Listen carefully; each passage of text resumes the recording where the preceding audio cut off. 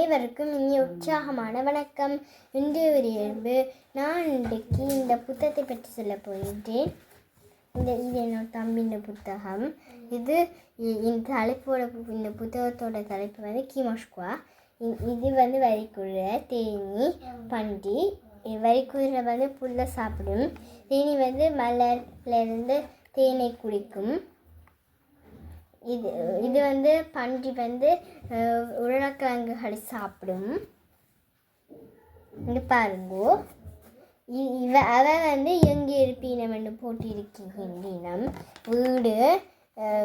வீட்டு வழி, பண்ணை, காடு,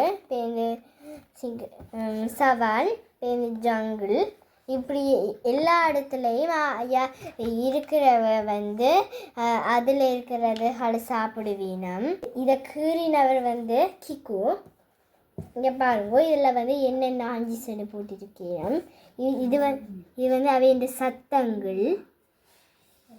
இதே மாதிரி இதோட கலெக்ஷனுங்கள் போட்டிருக்குது.